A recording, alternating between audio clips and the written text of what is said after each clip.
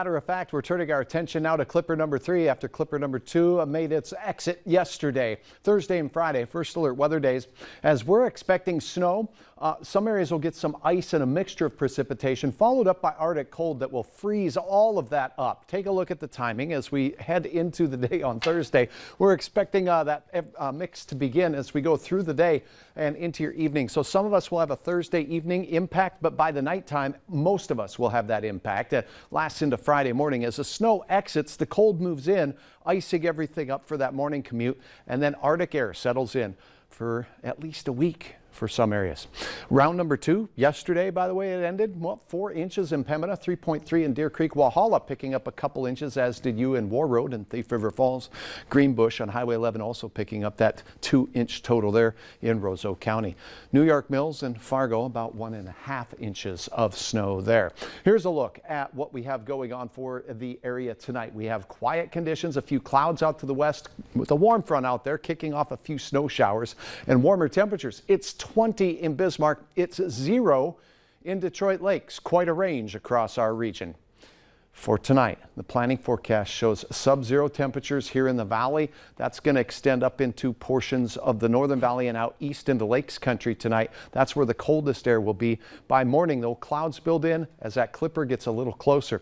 I'll have details on when it starts in your area, how much snow you can expect in your area coming up here as we time out our third Alberta clipper and an Arctic blast here in a minute. All right, sounds good. Thanks, Hutch. A Fargo woman is in jail accused of walking into a church and destroying a statue of Jesus. Police say security footage shows 35-year-old Brittany Reynolds entering the St. Mary's Cathedral, it's near downtown Fargo, knocking over a potted plant, then ripping a Jesus statue off the wall and smashing it, all while topless and barefoot in winter. Police say she tried to run across the street, but they were able to catch her. Reynolds was arrested for criminal mischief, made her first court appearance this afternoon. The estimated damage, the cost to replace the statue, is around $11,000. It's a very unique statue. It's also an old one. So to replace it could be difficult and costly. Some cost estimates have been over $10,000. We are having somebody look at it to see if it can be repaired, but if it can't be repaired, we would like to replace it, but that could be difficult. Officers there said Reynolds appeared to be under the influence of narcotics at the time and wasn't able to answer even basic questions when they detained her. And this isn't the first time a similar incident has happened at this same church. We'll bring you more on that tonight at 10.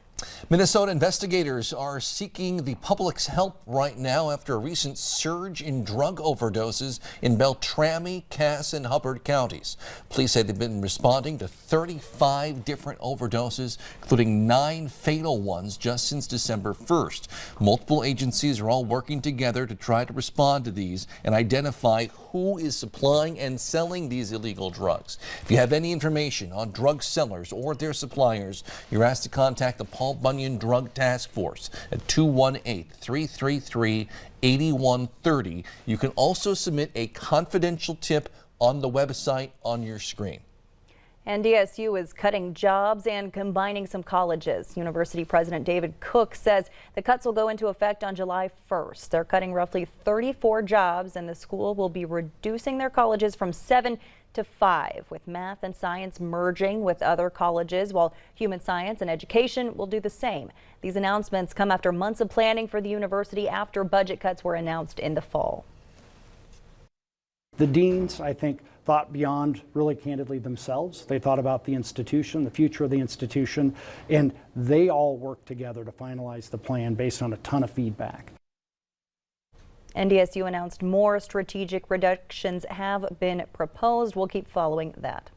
A small dishwasher fire caused the Kais Dining Hall at MSUM to be evacuated this morning. The dining hall was shut down for about 2 hours. An email from the university says some dining services will be limited today because of it, and if students have any dietary restrictions and allergy, they should contact the dining hall manager to help accommodate their needs. No word if anyone was injured in this fire. Later on Valley News Live at 6, we're just